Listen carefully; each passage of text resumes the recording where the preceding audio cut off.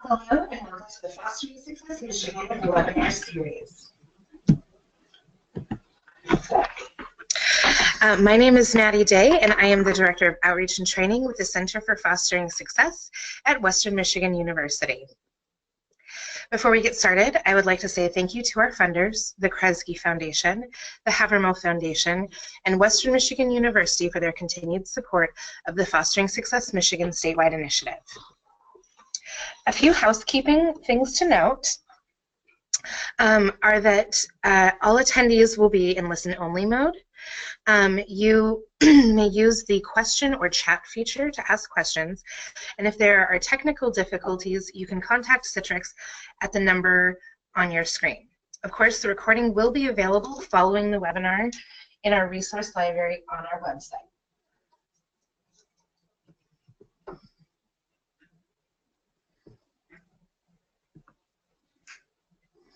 And here's our screen. Thank you so much for those of you who were patient. We had just a couple technical difficulties, but now we're ready to begin. So I am very pleased to have two guests with us today, Kathleen Haney and Ann Rossi. This webinar, Foster Care Provisions of the Every Student Succeeds Act, or ESSA, is regarding the Every Student Succeeds Act of 2015. This revamps the education system and replaces the No Child Left Behind Act. In addition, this is the first federal education legislation to address the special needs of youth who have experienced foster care.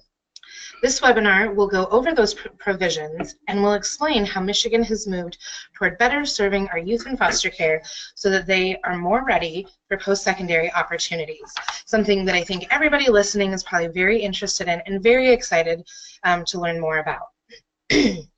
As I mentioned, we have Kathleen Haney here joining us from the Michigan Department of Education. Kathleen is the foster care consultant with the Office of Field Services, Title I-A. Kathleen began her career with MDE in June of 2013 with the Office of Special Education as a special education consultant on the monitoring and technical assistance team. Prior to working for the Michigan Department of Education, Kathleen taught special education for 6 years before moving on to work at the intermediate school level for 4 years as a pre-K through 12 special education teacher consultant.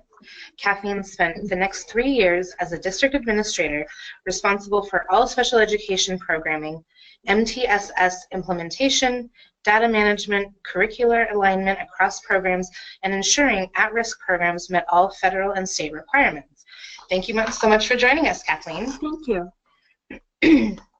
We also have Ann Rossi. Ann Rossi is the Education Analyst for the Education and Youth Services Unit at the Michigan Department of Health and Human Services. This unit does statewide policy and programming in the area of education and services for older youth who are in foster care. Ann works predominantly in the areas of education and employment. She has worked on the development of the education planner position and the independent living skills coach contracts for college campuses, and collaborates with numerous college institutions and other organizations to ensure that youth who have experienced foster care are receiving the best possible services while getting their college education. Ann has been employed with the state of Michigan since January 2009. Prior to coming to MDHHS, Ann worked for Lutheran Social Services, now Samaritas, of Michigan, where she was a foster care caseworker, independent living caseworker, and then education training voucher coordinator, and received both her bachelor's and master's degrees in social work from Eastern Michigan University. Thank you for joining us, Ann. Thank you. So with that, I will turn it over to our awesome presenters. We hope you enjoy this podcast. Good afternoon.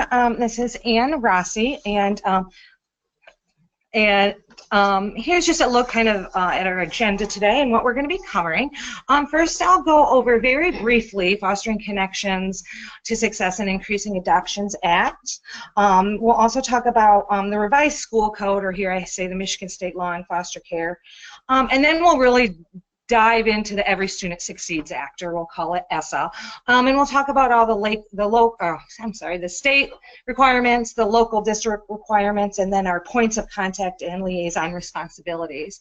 And we'll talk a little bit about what we're doing in the area of transportation with our youth who are in foster care in the K-12 system. So I just want to briefly give you a very brief overview of what the education provisions of the Fostering Connections Act were. So Fostering Connections Act was passed back in 2008, and this was federal legislation that really started to revamp the child welfare system, and it had a really big push for permanency. We no longer wanted to see our kids languishing in foster care. We wanted them to either be moving quicker back towards reunification or adoption or guardianship.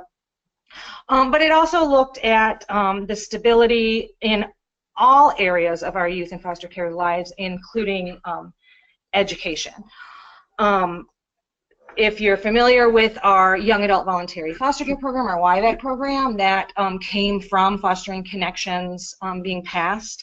When we first extended our Medicaid to the age of 21, for youth who were in foster care, that came from the Fostering Connections Act. So it really looked at stability, permanency in all areas of youth, children and youth who are in foster care.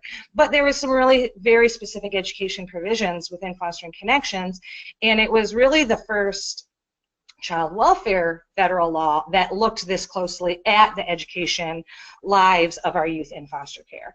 And so what Fostering Connections said was that we must be keeping our kids in the school of origin as much as possible. Our kids were moving schools as often as they were moving placements. It was really not considered that much when we were moving to a new foster home. We were just automatically moving kids' schools. So Fostering Connections said that we needed to, within all of our case plans, and our foster care workers do case plans every 90 days, every case plan must address education and include assurances of educational stability.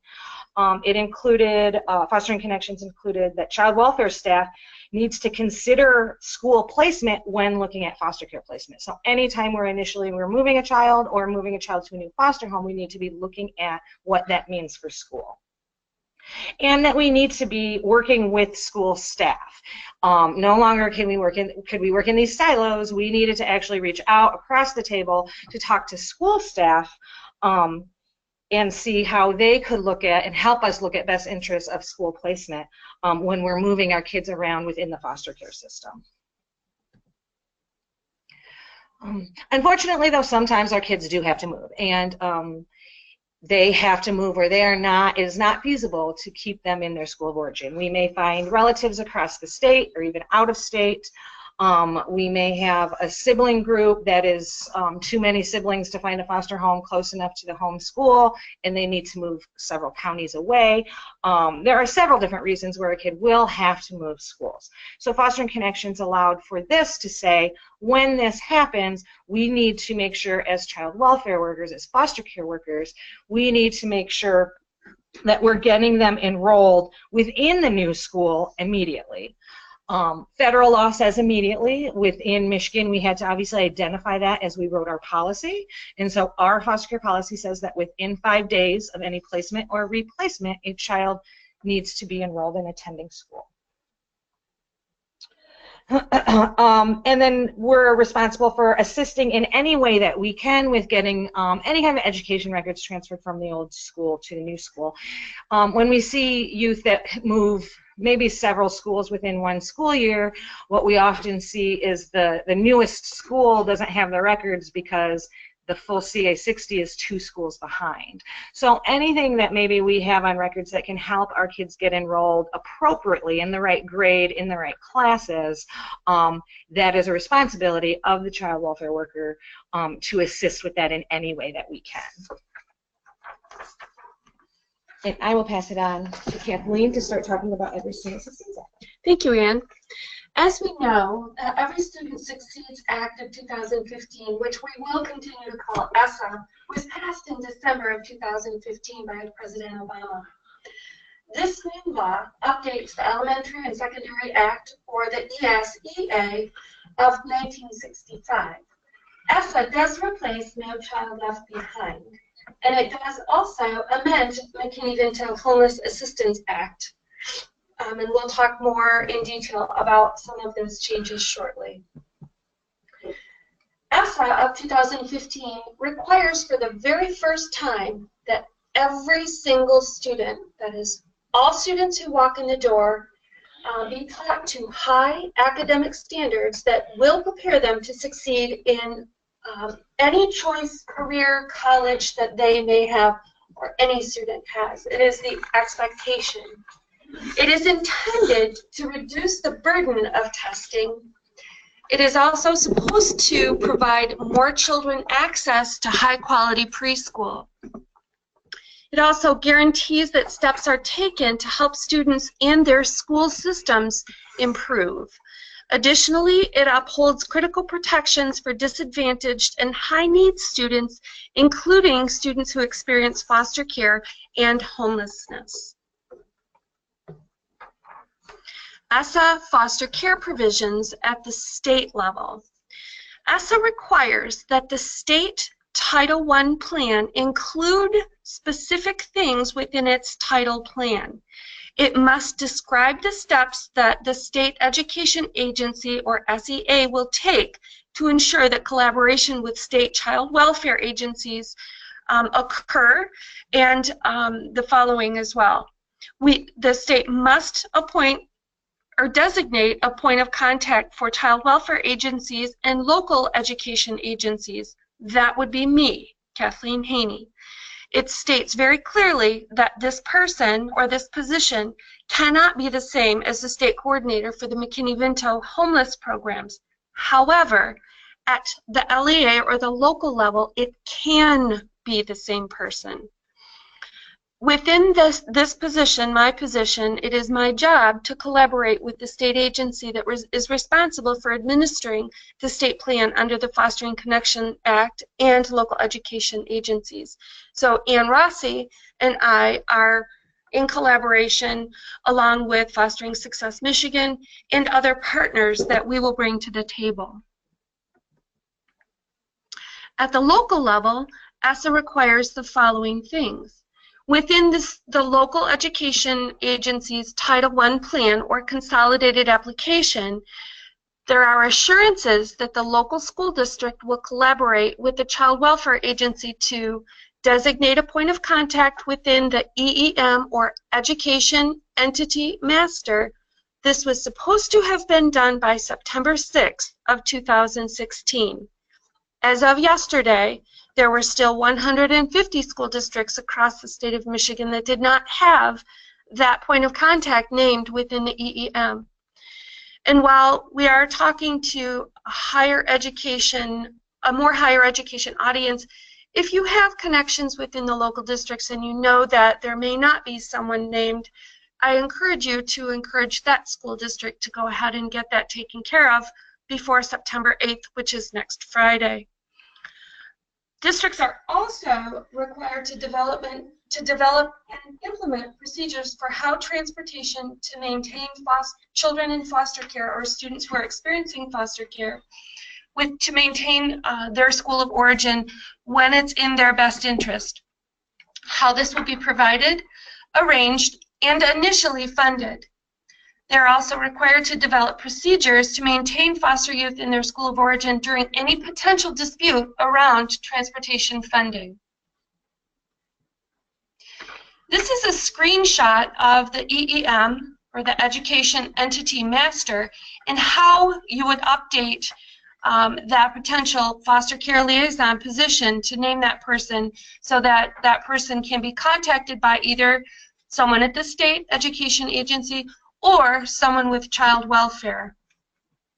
These are specific directions for this. Please note that if you are entering information that you must have the appropriate permissions to do so. If it is not you, then it would be your responsibility to find out who that person is within the district to enter that information for current contacts. ESSA made some changes to the McKinney-Vento Homeless Assistance Act. It removed the term awaiting foster care placement from the definition of homeless. And for Michigan, it was not a legislative requirement. In other states, awaiting foster care placement is a legislative term. So in Michigan, we were fortunate that we did not have to go to the legislature and ask them to remove that and change the law. So as of December 10th, 2016, awaiting foster care placement was removed from the law.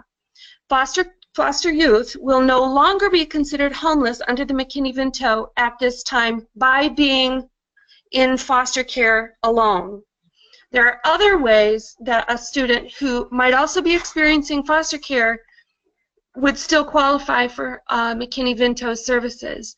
So it would be important for the district to understand and have current information on the student and be in collaboration with child welfare and the state to understand those variables. Foster youth can no longer receive District McKinney-Vento services on the basis of that foster status alone. At this time, MDHHS, Department of Health and Human Services, does have the responsibility for any additional costs for transportation. And we will have much more information on additional costs for transportation over time. That is a main topic of conversation between child welfare and myself. Okay, we're going to talk a little bit about best interest factors now. We talked a little earlier when I was talking about fostering connections that what child welfare workers and education staff should be talking about when a child should stay in their school of origin based on best interest factors. So you will really see, and I think this was why it was important, I think, for us to talk about fostering connections before we even talked about ESSA, was you'll see how the law really, they really now match each other. Now is it not only child welfare responsible for looking at education, it's also now education responsibility to look at, to work with the child welfare staff too. So these best interest factors have actually been in place for our, within our foster care manuals, which is our directions to our foster care staff, since 2009, after Fostering Connections passed. These are all things that we need to be looking at anytime we're looking at a school placement. So first, the parents or guardians' preference. Now, if they are a temporary court ward and they're still, I'm sorry, rights have not been terminated, so parents still have the right to have the opinion, to have their preference considered. If they are permanent court wards, that's when you would no longer be in discussions with the parents about this.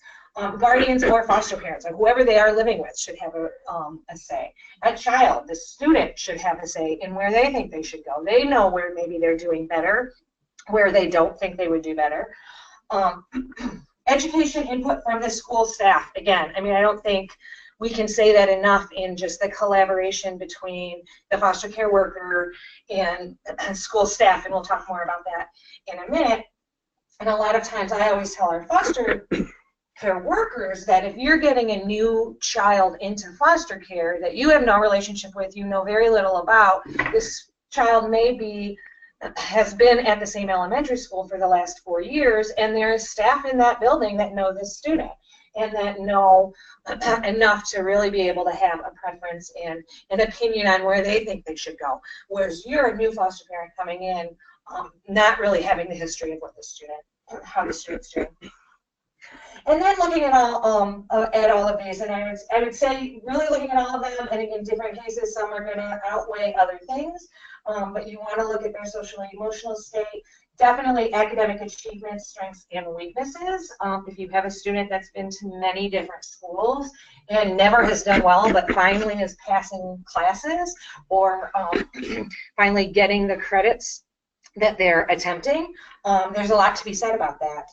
Continuity of relationships, and this isn't just peers, but also teachers or counselors, the lunch lady, the bus driver, somebody maybe that they has taken a special interest in them in the school building.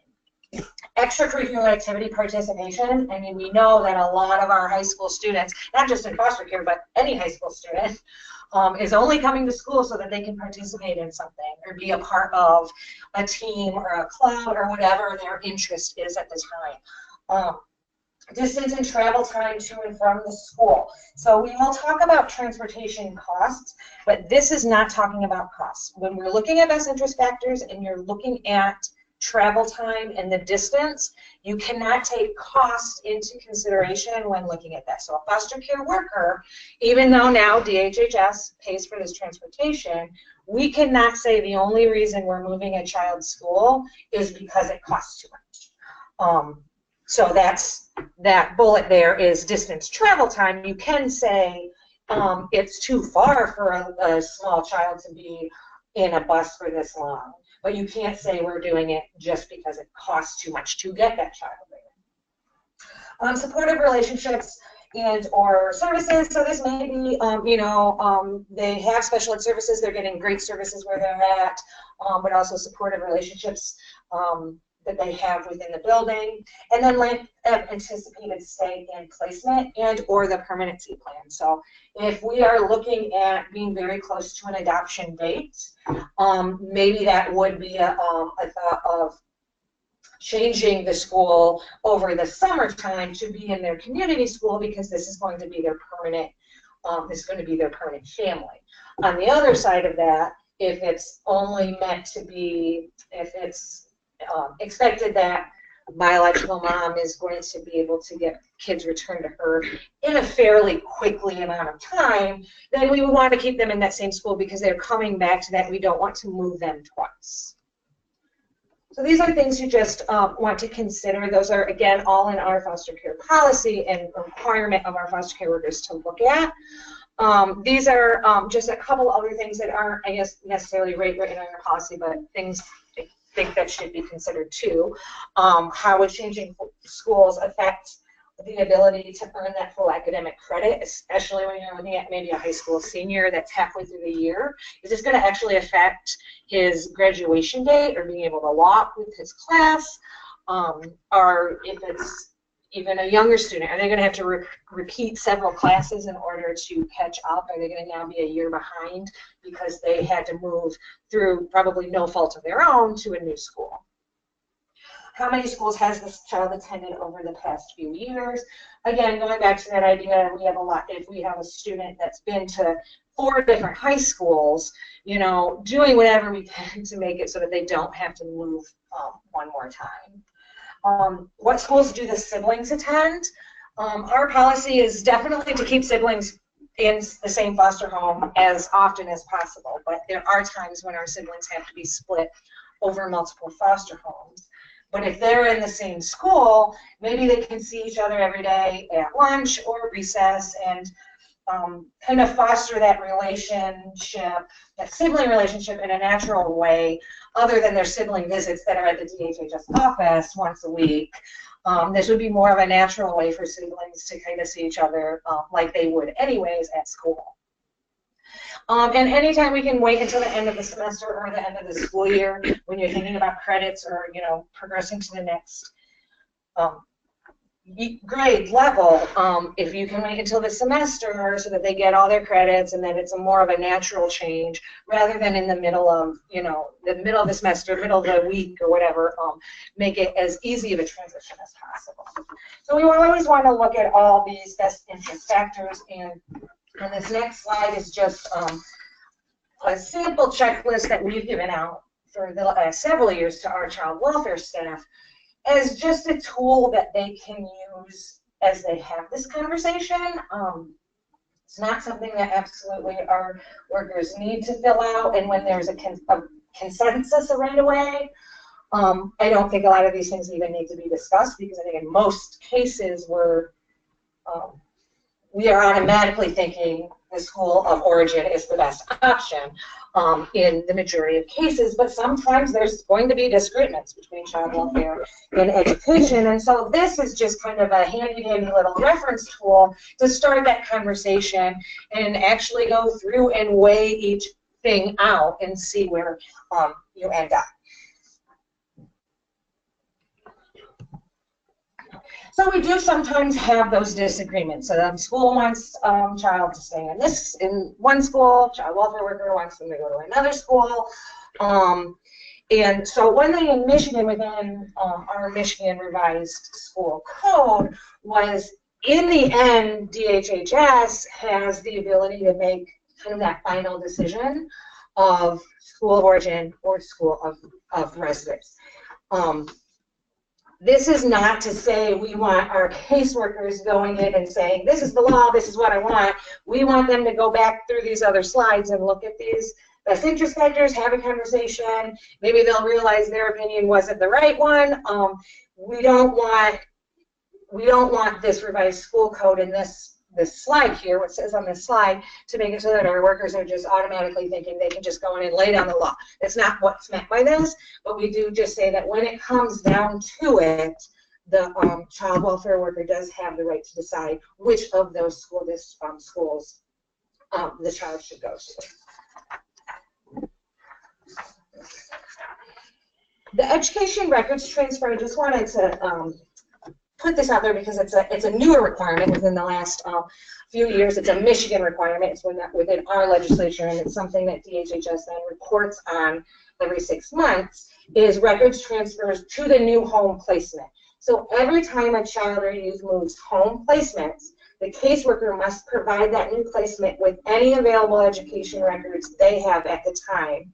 Or again, we always have to give a time frame. Within 2 weeks, they need to provide that. That may not be a lot of information. When a new child comes into care, they may not have any information.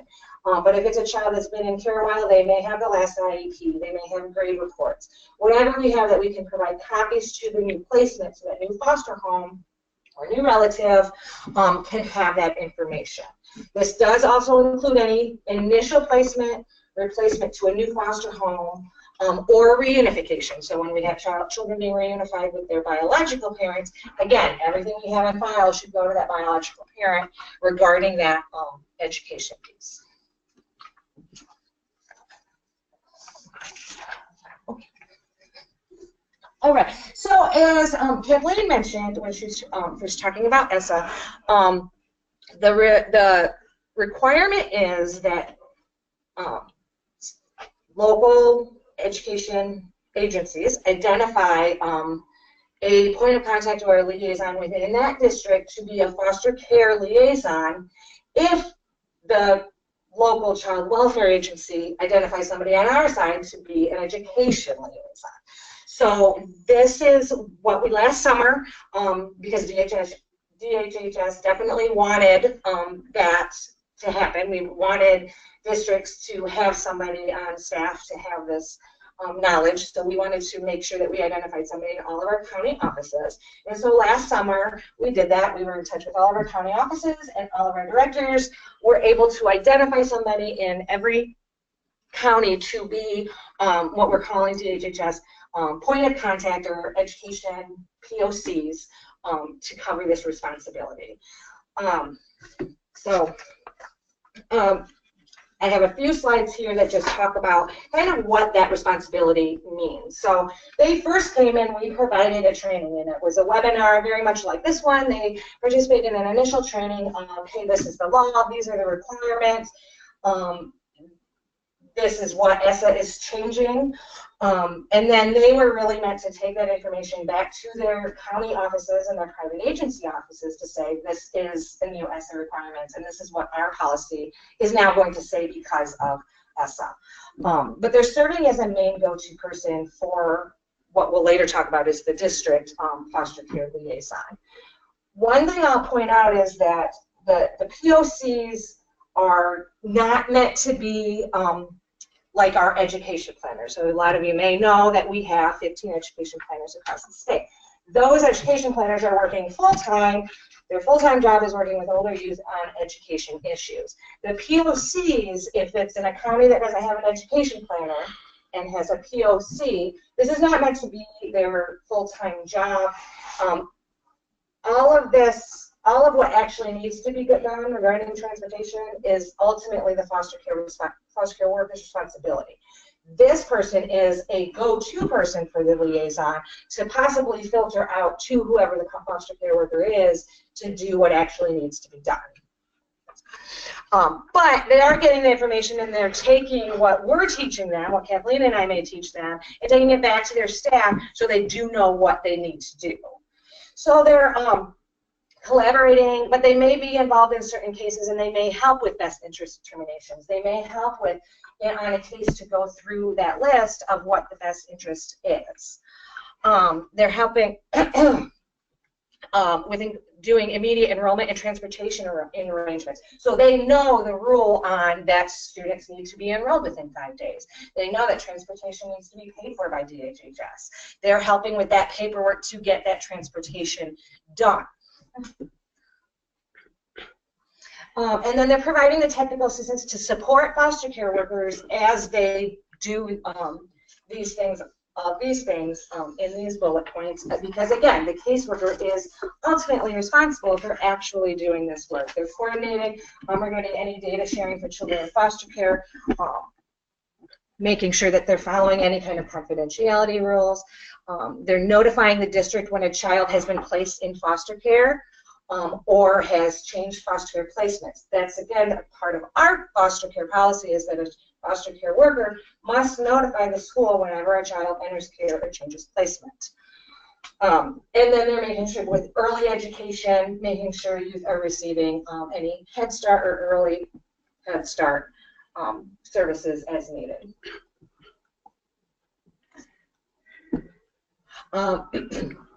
They're, again, providing more technical assistance to support foster care workers with those transfer of records, both the transfer of records from school to school, if there's anything we can do to assist with that, but also that transfer of records back to that placement, like I mentioned. Informing parents or education decision makers of children in foster care of the education rights, and providing public notice of the educational rights of children in foster care to community stakeholders. So this is our fairly new webpage. I'd say in the last few months there's not a whole lot of information on it, but I did want you to be able to see where you could see it to get some of this information. So if you go to the DHHS home page, you're going to go up to the Doing Business with MDHHS, and then on the side left there under Child Welfare, you can click down, and then you can go down to the Every Student Succeeds Act, and you'll get to this page. And so this is, I just have a couple of screenshots here of what that looks like. So the top part is mainly a lot of what's on the slides that I talked about, what the actual requirements of ESSA are. And then you can find, there's a link both to the EEM that Kathleen talked about, so you can actually go from this page straight into the EEM to find out who your district liaison is.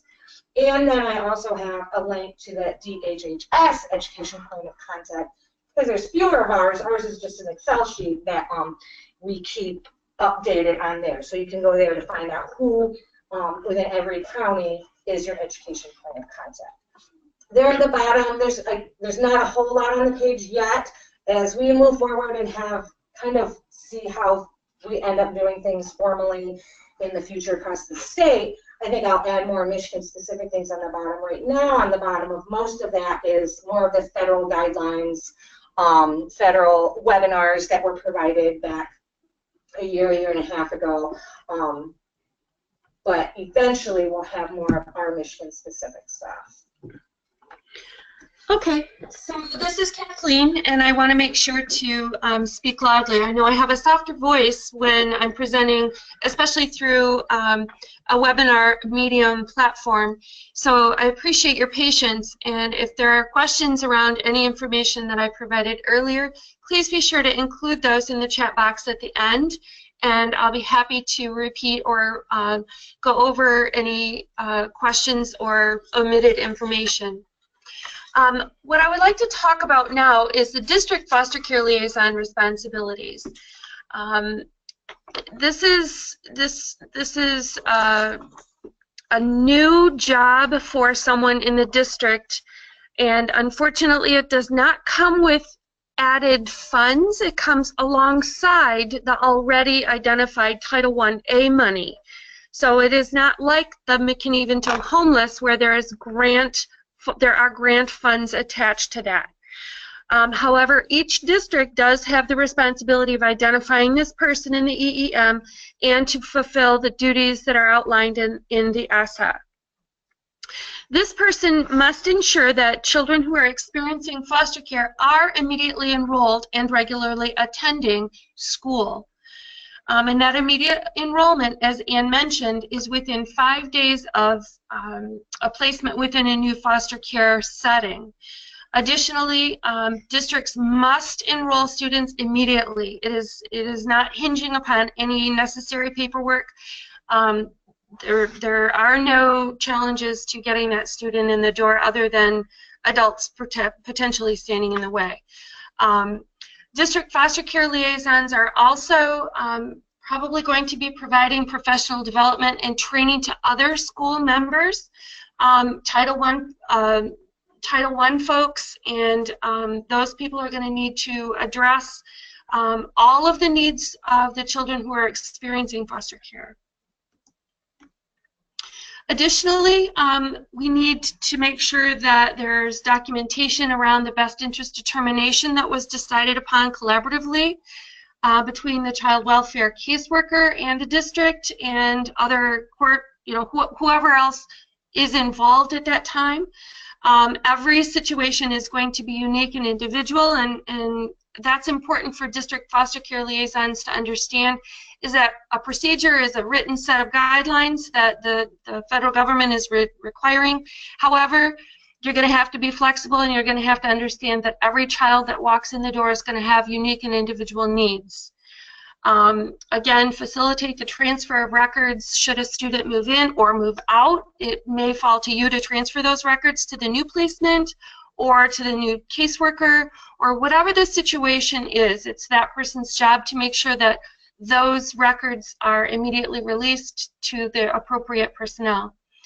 Additionally, facilitating data with the child welfare agencies, always in mind with the FERPA regulations and other privacy protocols.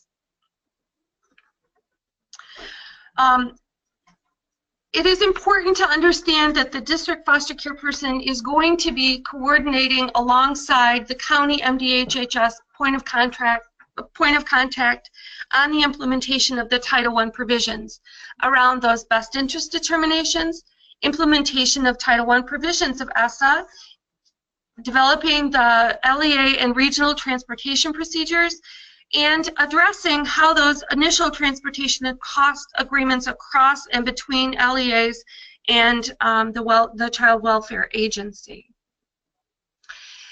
At the state level, the foster care point of contact responsibilities include providing professional development opportunities and technical assistance to local education agency foster care liaisons and other personnel to ensure the stability for these students who are experiencing foster care.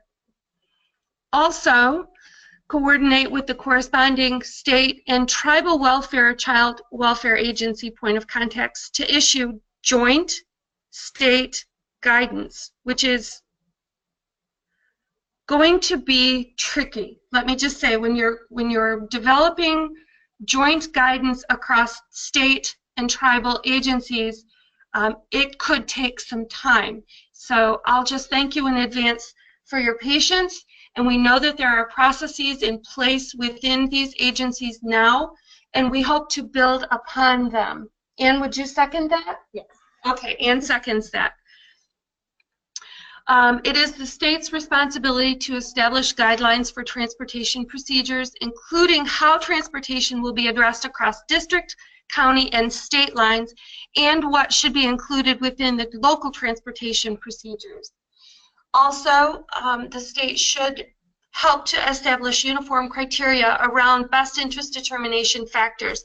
And that is something that Ann and I are currently working on to really Michiganize those that checklist and just make sure that we consider all of the unique considerations that come along with living in Michigan and being a student in Michigan and potentially experiencing foster care in Michigan.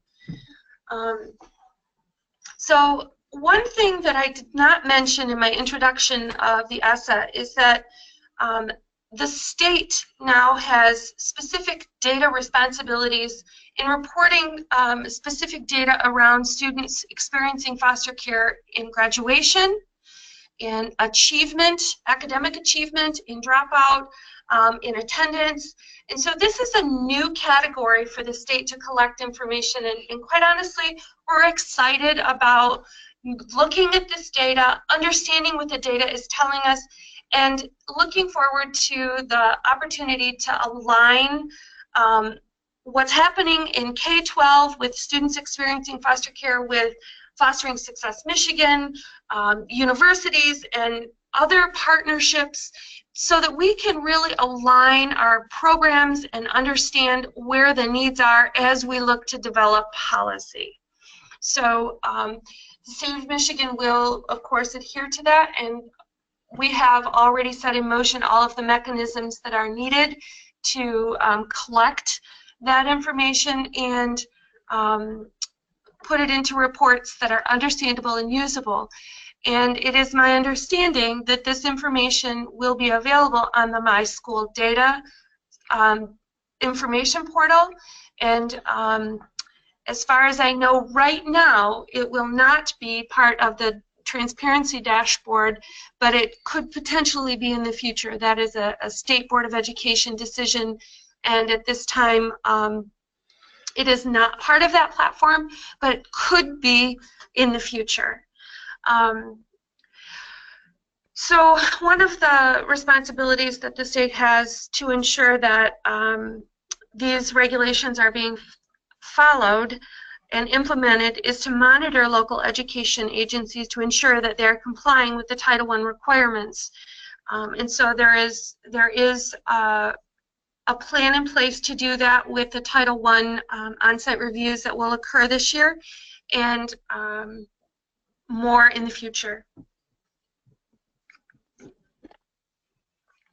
We're just going to talk a little bit about the collaboration for setting up transportation. So, as we know, DHHS is now responsible for transportation of a student when we place outside of the district and we are finding it in their best interest to return to that district for school. So they're staying in their school of origin, but they are no longer living within the district of origin lines, so then we are responsible for paying for that transportation.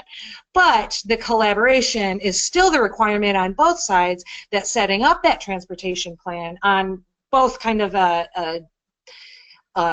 district level plan, but also on a case-by-case plan, that everybody should be at the table as far as looking at the cheapest option, the best option for the student, the best option for everybody involved. And so in the past, when we've been doing a lot of collaboration with child welfare and McKinney-Vento, we always saw like a lot of really interesting ideas, and people will do a lot of interesting ways to get kids to schools. And so this slide just shows some of the different options that we've seen. We've seen rerouting school buses, so that two districts can meet in the middle, so student gets on District A bus and then gets off that and then gets on District B bus.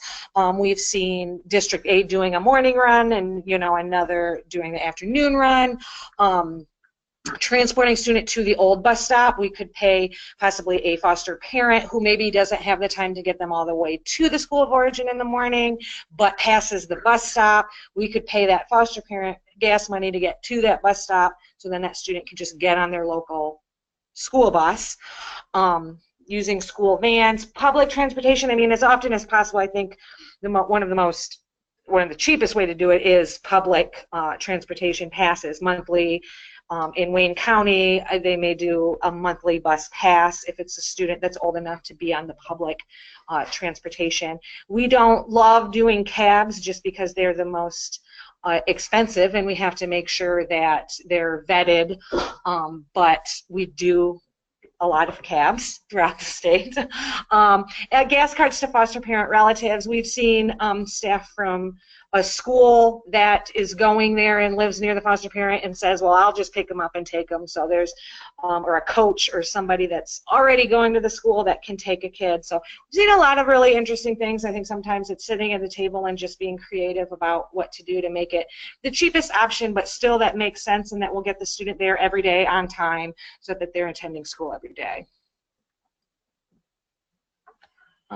This list just shows, and we can provide, I don't think we provided the guidance. So back after ESSA passed, maybe six months later, the U.S. Department of Education, along with the U.S. Department of Health and Human Services, put out this joint guidance. And this is what the table of contents basically was. But it goes through a lot of what we talked about on a not a Michigan-specific basis, obviously, but it's question and answers of how to handle different situations of looking at best interest determinations, looking at transportation. So you can, it's a very easy guidance to find. If you are looking for us to send it straight to you, you can email one of us and we can get that to you. Along with those, they actually also provided 4 or 5 different webinars that were very good, that again were were joint between U.S. Department of Ed and U.S. Department of Health and Human Services, where they talked about several, a lot of this stuff too, and probably go into more detail than what we did if you were interested in that. So the non-regulatory guidance at the top of this resource page does refer back to the table of contents on the previous slide. So it is, this is a clickable link. So once this PowerPoint is posted, you should be able to access this and click right to the non-regulatory guidance. The slide numbers are off just a hair, so please forgive us for that. We had a few things change at the last moment before launch, so ignore this slide number 27 and just refer to the previous slide. Additionally, the best interest determination checklist, this is a link to the national list that is suggested.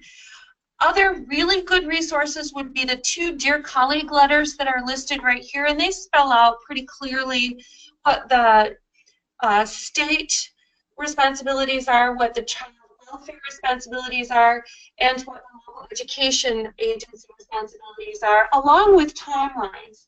And then we included the MDE foster care webpage, which is very, very skeleton right now. Let me just say that we are in the process, or I am in the process of trying to update that and bring as many resources and Michigan items for you. But we also want to be thoughtful and make sure they're thoroughly vetted and applicable to the situation here in Michigan. So please check that and know that we are going to be adding a number of items here in the next month or so. It is a process for us to get that done.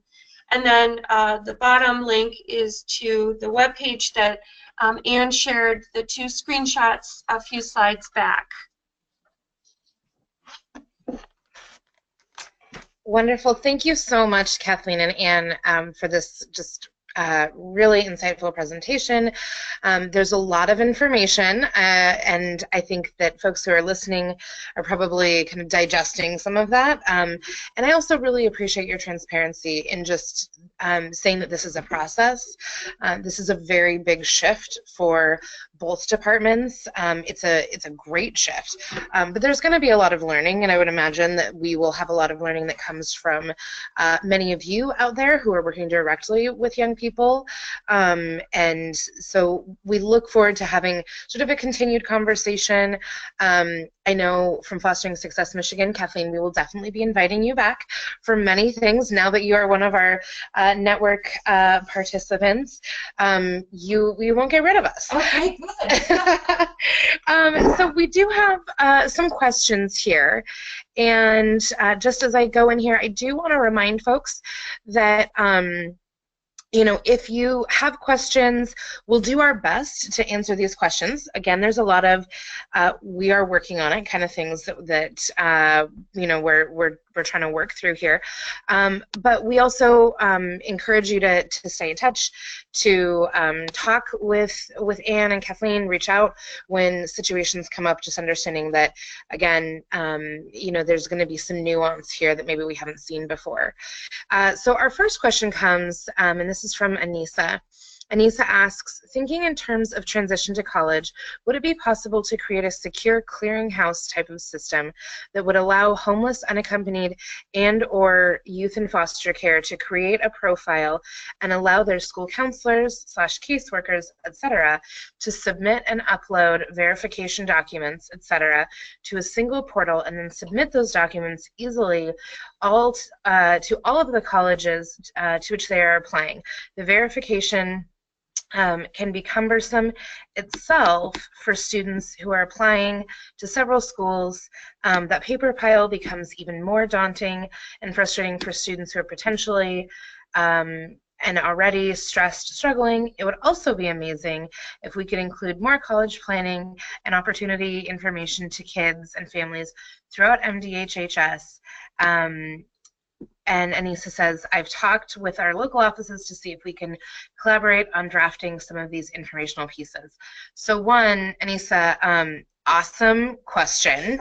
I saw that and I was like, well, yeah, that would be amazing. And so I think something maybe not going to happen overnight, but definitely, a great idea. And I think you're pointing out several issues that we see both on the child welfare side and the education side, and that is the college access process really puts the burden on the students who are in some sort of system involved situation often are navigating a number of stressors that are in addition to what the average student may be navigating. So Kathleen and Anne, I wonder what you all think about this, what you see as maybe the viability, or maybe just some thoughts on kind of what folks can do now to help students as they are navigating this process. So I'll turn it over to you.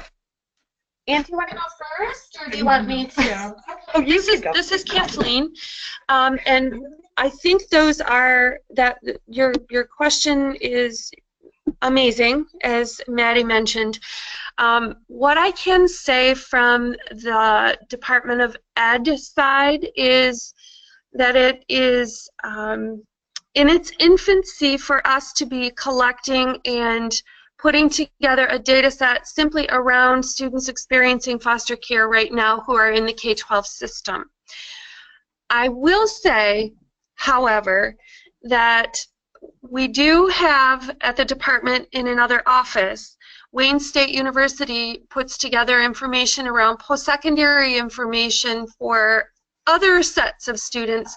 So I think it is possible, but I think it is a bit down the road. And when I say a bit down the road, it might be 5 years, but I think knowing that A, we need this information, and B, it really is the responsibility of the agency and not the student to provide and facilitate these activities.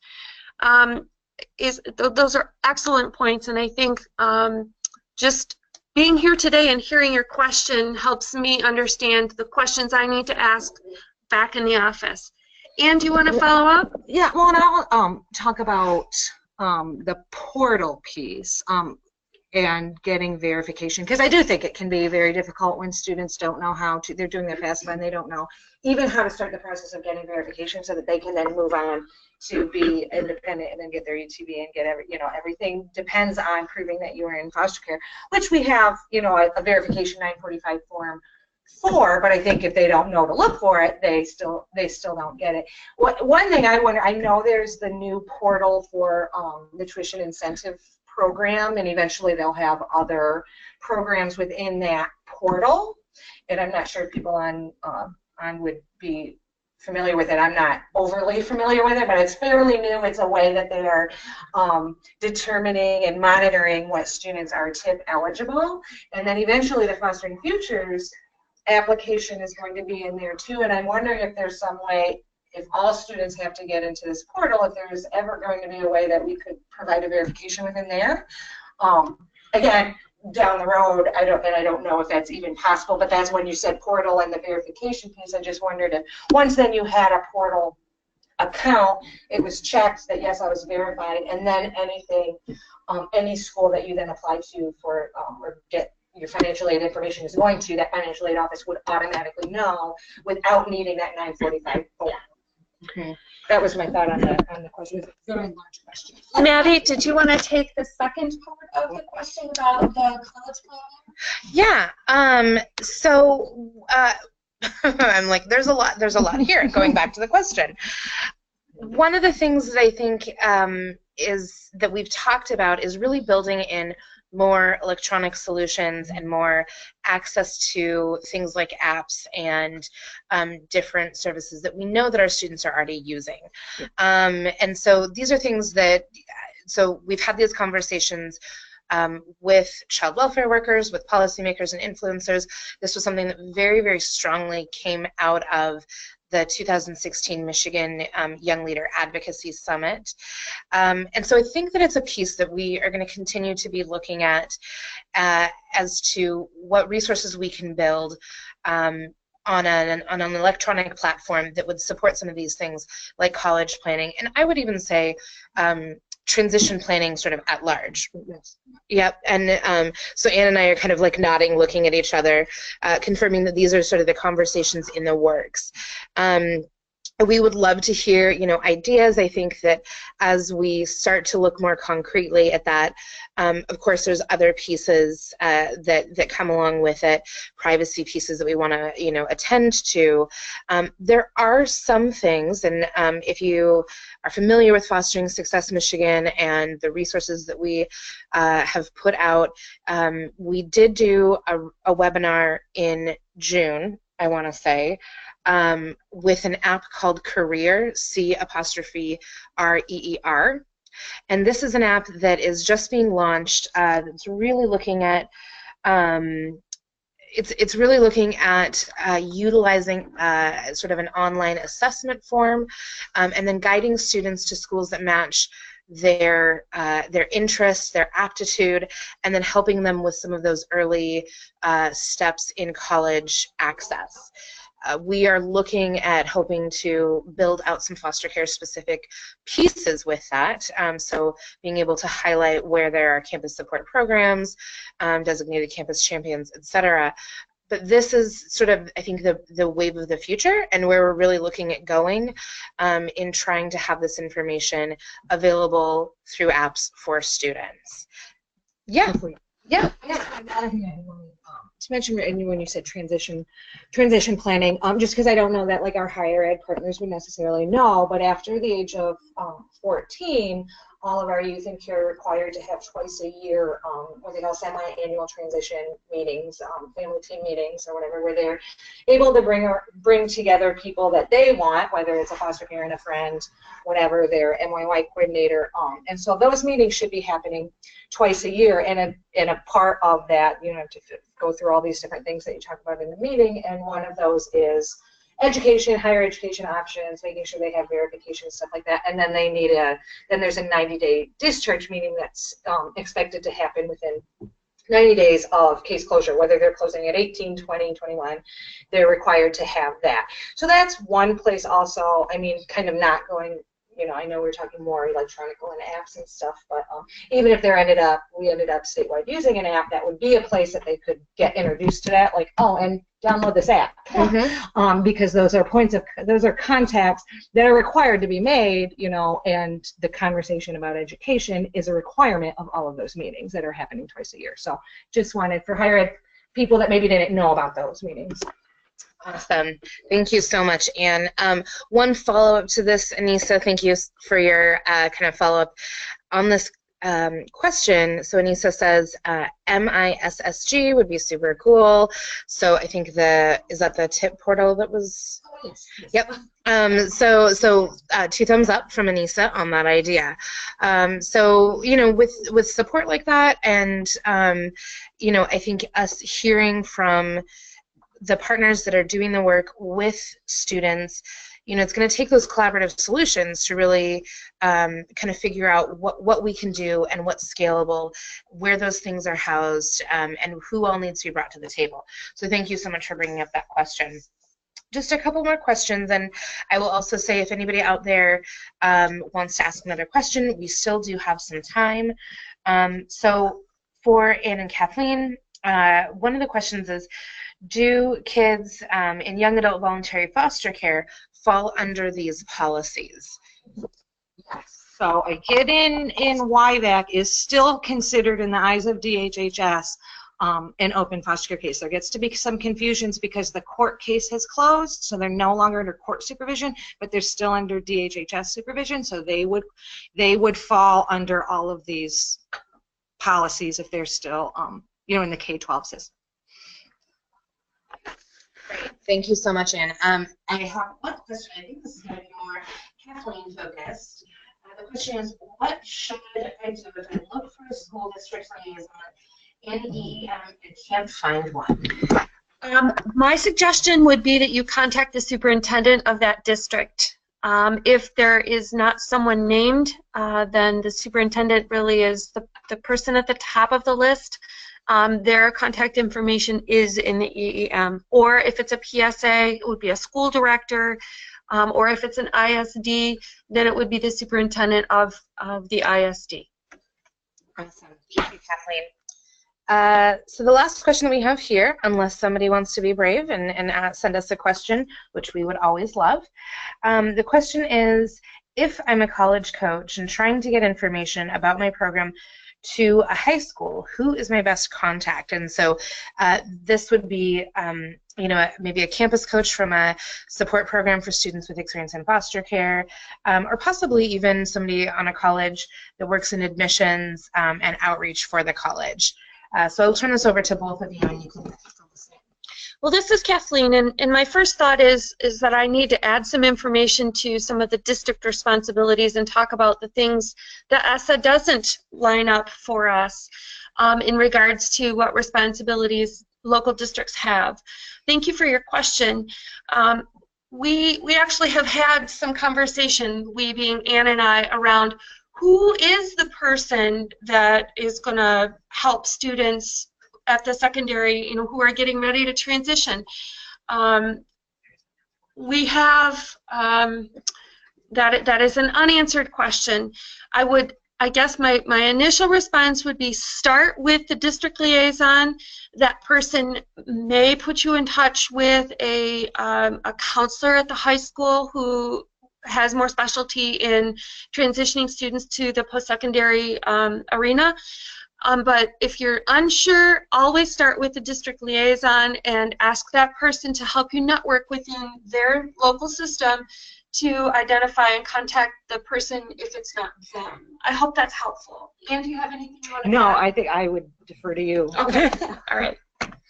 Awesome. You know, and I think that your point, Kathleen, about finding that one person to help you network is so important, because we know there's, you know, many sort of touches that are needed to really get this information into the schools, and not just into the schools, but into the right places, to places where people are going to be having these conversations with students, and where we even, you know, can identify which students need to have the information right in their hand. So it really will take a network, but I think that that's a super helpful question.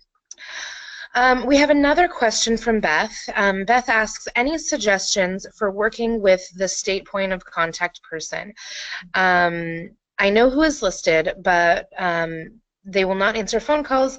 I'm finding out about foster kids in every other way through DHHS.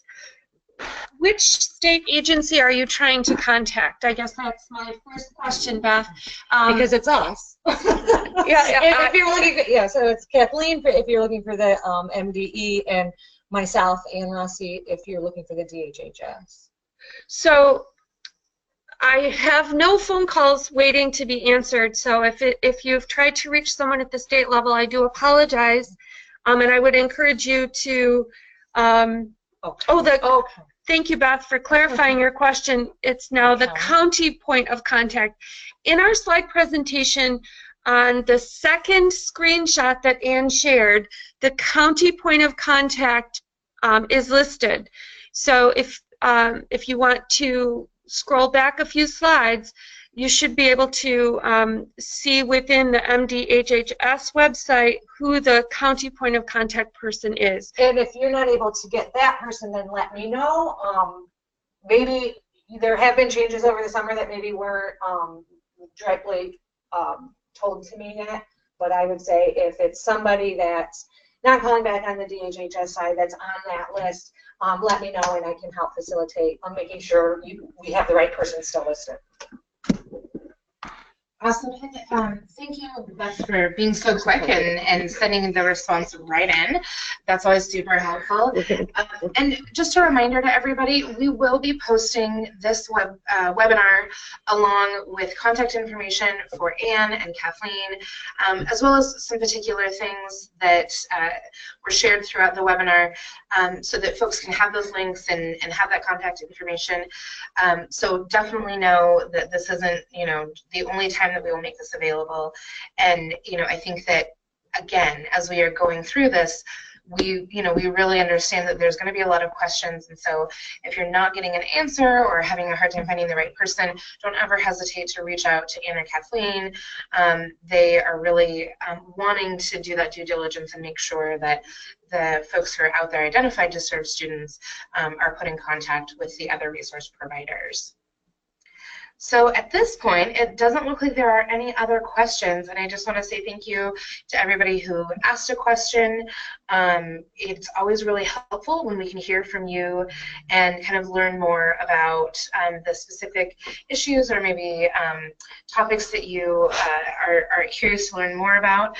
I want to say thank you so much to Ann and Kathleen for joining us today.